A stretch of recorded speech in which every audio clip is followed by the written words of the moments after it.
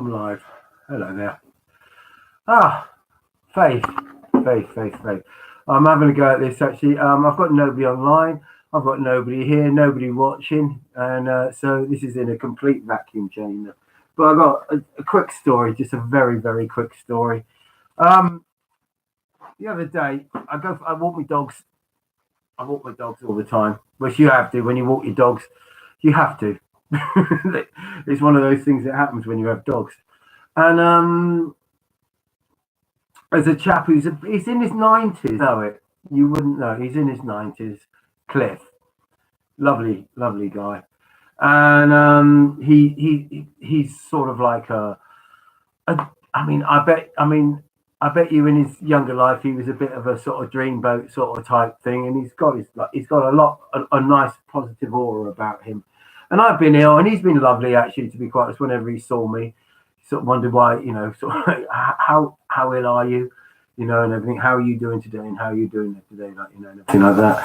And he sort of like I've sort of like talked to him about what was going wrong with me, and he's been very I hope it's good and everything like that. And he's lovely. Anyway, I met him the other morning, and he was a bit down. This is chap. He's very straight, very dynamic, very fit in his 90s. Walks his dogs, lovely, intelligent, really bright. And he was a bit down, and he said to me, "I've got cancer." He said, and he said, "I've been waiting for a treatment on the NHS." He said, "And if I get this treatment, it'll be all right." He said, "But they've sort of like stopped me having treatment, and to be quite honest, the anaesthetist has stopped me having treatment." He said, basically, he didn't look at me, he didn't look at my things, he just looked at my age and thought, I don't want that one, so I'm gonna let him one down the road. So he kicked the can down the road on him, which left Cliff without being treatment. And if it doesn't get treatment, all right, he's 90, but he's 94 or something like that. But it means he's probably going to kill him. And believe me, at any age you don't want to die. And so I said to him, we were having a chat, and he was telling me about the ins and outs of all this, what's going on and everything like that. And I said to him, as I was leaving, I said to him, "I'll tell you what, Cliff, I'll pray for you." And he's obviously a lifelong, what do you call it when you don't believe in God? What's the word? Well, he's one of those atheists, a lifelong atheist.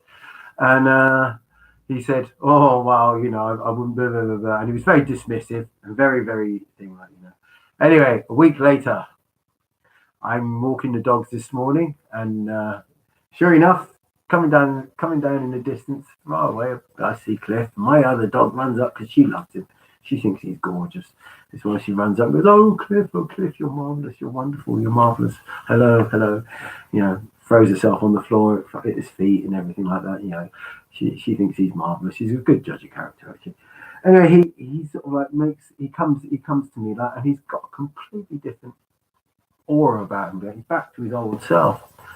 And he said, I owe you, coming to me, he said, good morning. And he said, I owe you an apology. And I said, what do you mean? He said, well, the last thing you said to me was, I'll pray for you. And I was incredibly dismissive. And I said, oh, yeah. I said, has anything happened then? He said, I got back from my dog walk last time after you said you'd pray for me. He said, and I even said to my wife, really quite shocked that Jim chap, he said he'd pray for me and everything like that. No, I don't have a great faith. I don't have things, but I do have a faith. I'm not a Christian. I wouldn't call myself a Christian because I don't go to church and I don't do all the things like that. But I do have a faith. Remove it. There are certain things happened in my life which makes me say that yes, I've got to have a faith because basically certain things have happened. It is undeniable. But anyway, I had prayed for him. Anyway, what happened that night was he thought he'd have a go and call and find out what was going on. And they said, oh, we can't see you for about 5 or 6 months. We won't be able to get to see you for a long time, really long time in the future. So he said, well, any chance of, a cancellation or anything like that? And he said, oh, we don't get any cancellations or anything like that.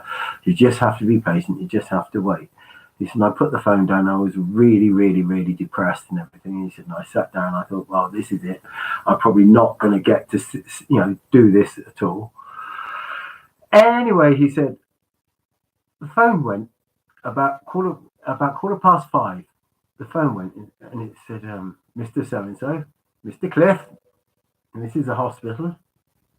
Are you available now? And he said, I'm on my way. And it's about a 40-mile drive to the hospital, right? So he drove to the hospital. He said, I didn't have to wait. I was taken in. I said, my feet didn't touch the floor. I was operated, I was dealt with, and I was out by the next afternoon. And he said, and since then, I've been much better. He said, my recovery time has been absolutely brilliant. And he said, and I said to my wife, I've been an atheist my whole life. Nobody has ever said they'll pray for me before or anything like that. And he said, and I was totally dismissive. But he said, for whatever reason, he said, something happened. And So all I say is, thank you, Lord. And it's nice when something positive happens, and it's nice whether or not it worked or not, I do not know. But all I think is, I know that Cliff is now back and well and back to his jaunty self. So the power of prayer, people, try it. You never know, it might work. Peace and love, brothers. Bye.